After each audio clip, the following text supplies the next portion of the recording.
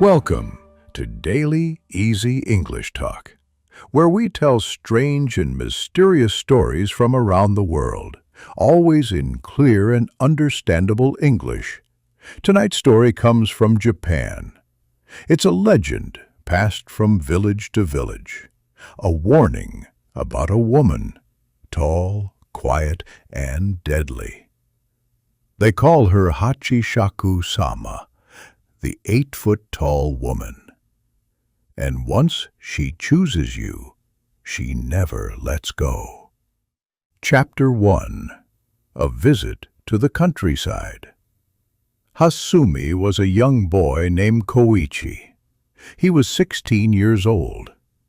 One summer, Koichi went to visit his grandparents in a small village in rural Japan.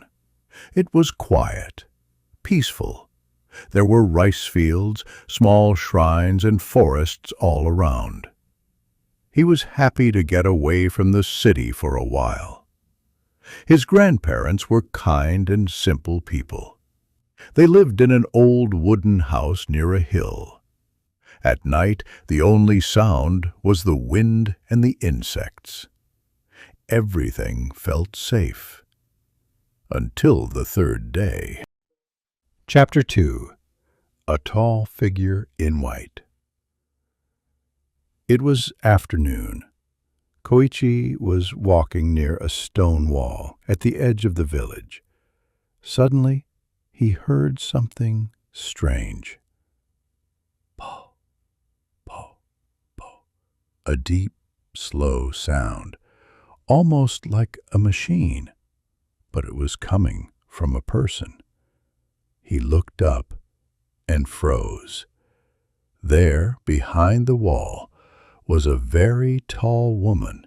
She wore a long white dress. A large, wide-brimmed hat covered her head. She had to be at least 8 feet tall.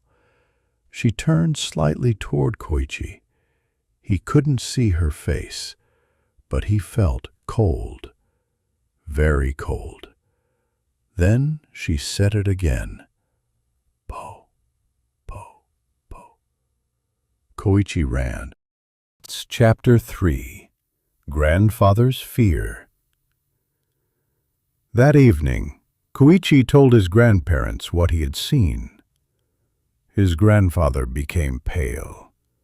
He stood up, grabbed the phone, and started calling people. His grandmother looked at Koichi and said, "You must stay inside. Do not open the doors. Do not look out the windows." Koichi was confused. What's going on? His grandfather sat down and said quietly, "You saw her. Hachishaku-sama. She appears every few years and chooses someone. And when she chooses, she follows." Chapter 4. Who is Hachishaku-sama? Koichi's grandfather explained Hachishaku-sama means 8 shaku lady. In old Japanese units, 1 shaku is about 30 centimeters.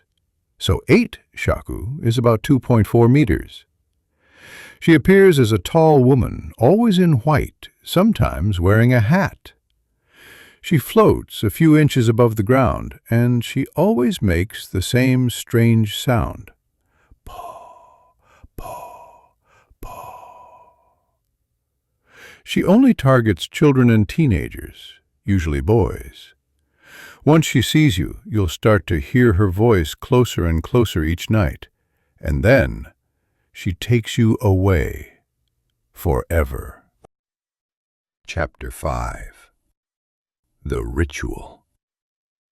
That night, the family called a local monk, a spiritual man who knew how to stop her. He came quickly and brought charms, salt, and holy paper. He said, "Koichi must stay in this room. He cannot leave until sunrise." They covered the room with ofuda. sacred papers to block evil. They put salt at every window, and the monk gave Koichi a small bell. If you hear her voice, ring the bell. Don't speak. Don't look outside. Koichi was terrified, but he nodded. Then they closed the door. Chapter 6. The Longest Night. At first, it was quiet. Koichi sat on the floor holding the bell. Hours passed. Then, around 2 a.m., he heard it. Paw, paw, paw, paw. Far away, then again, closer. The bell in his hand began to shake, not from his hand, but on its own. He sat still, silent. He felt something move outside the window, something tall. Then he heard a soft knock. Tap, tap, tap. And then the voice, right outside the door. Koichi. He closed his eyes. Koichi, it's me, your grandma. Let me in. But he knew. His grandmother was not outside. She was asleep in the other room. The voice repeated, softer, slower. Paw, paw, paw. He held the bell tight and waited. Finally, silence. Then, morning. Chapter 7. Escape. At sunrise, the monk returned. He said, "She is not gone." But we pushed her away for now. Koichi must leave. Within hours, Koichi's parents arrived. They drove him far away to another city, hundreds of kilometers from the village. The monk gave them one final warning. He must never come back. If she finds him again, there will be no second chance. Chapter 8. The Curse Continues. Koichi never returned to that village. Even as an adult, he refused to speak about that night. But sometimes he dreams of a white dress, a wide-brimmed hat, and a voice whispering, "Paw, paw, paw." And when he wakes up, he always checks the windows. Some legends protect us. Others remind us that something may still be watching. If you ever hear a strange voice saying, "Po, po, po," don't look. Don't answer.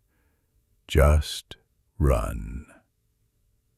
This was Daily Easy English Talk. Subscribe for more strange stories told in simple, clear English. And remember, some monsters wear a smile. Others wear a white dress.